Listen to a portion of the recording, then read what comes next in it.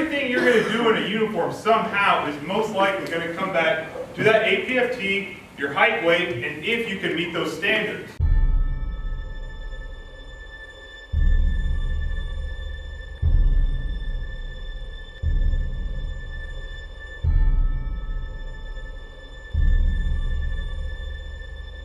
We're losing a large number of soldiers due to the APFT height weight issues, and it's affecting our retention. Last training year, we had about 156 people that could not pass a PT test that were up for reenlistment at that time. The culture that we've developed is, you know, sometimes we kind of look the other way on some of this stuff. This is a long-term challenge that we have as a state, because for a long time, some of the things like APFT height weight, they kind of got pushed away to the side. Well, now we're in the opposite situation. We're not worried about combat as much. We're seeing, you know, funding, things like that, actually, you know, lowering of the force. And one of the first places that units are going to look to is soldiers outside the standards. The taxpayers of this country have spent a lot of money on each individual soldier, and if we just allow them to jump out of the service because they can't meet the standard, we're wasting the taxpayers' money. I think the problem is so large. It's like our house is on fire, and we're outside mowing the lawn.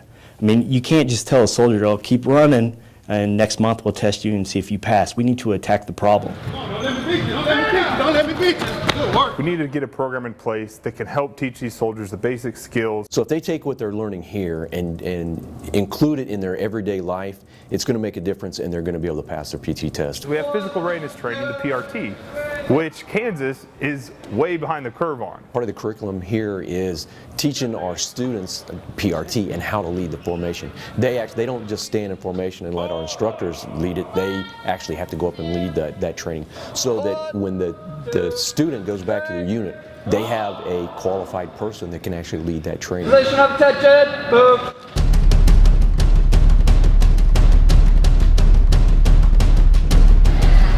So then we do strength training, because a lot of times, you know, lifting weights is kind of fun, but if we get away from fitness, we lose that strength. And then the other one is kind of tactical training relevant to the battlefield, whether that's buddy intervals to simulate kind of maybe some of the relays or obstacles we might face in battle. We try and, you know, utilize all three of those to give them a broad base, so that no matter what, when they leave, they've been exposed to a lot. Come on, I'm gonna catch you. Some of the challenges they're going to face when they're at home, we want them to actually go through that here. Going to the grocery store, that's another thing that's going to be brand new to them. If we don't do that, if we just talk about healthy food and then, you know, send them on their way, they're not really going to know. But we go to the grocery store together.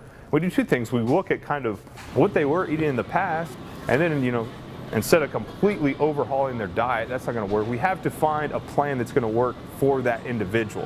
One of my major goals was to learn more about the nutritional side of losing weight and maintaining the weight loss. Well, just for like lunch options and stuff like that. When I'm home, my son always tells me, like, Daddy, you know, you look kind of pudgy, you know, you got to do something about that. We're not really interested in where the soldiers are at the completion of this course. However, our focus is where they're going to be 6 months from now, a year from now. Can they be consistent? What are your goals? Not just fitness. Like, what are your goals for life? We want everyone that leaves here, we want them to leave better. If you want to be successful at any goal, you have to first believe you can. I jumped at the opportunity when they announced that they had this class. I've been saying for years that I thought something like this needed to exist for Guard soldiers. This is, without a doubt, the most impactful course that I've ever been to. If you really want to make a change in your life, not only for your military career, but on the civilian side, then this is well worth it. My son is 13, he'll be turning 14 next month. And he goes, Dad, what are you doing? You know, you leave early and you talk about PTing for 3 hours every day in the gym, you know.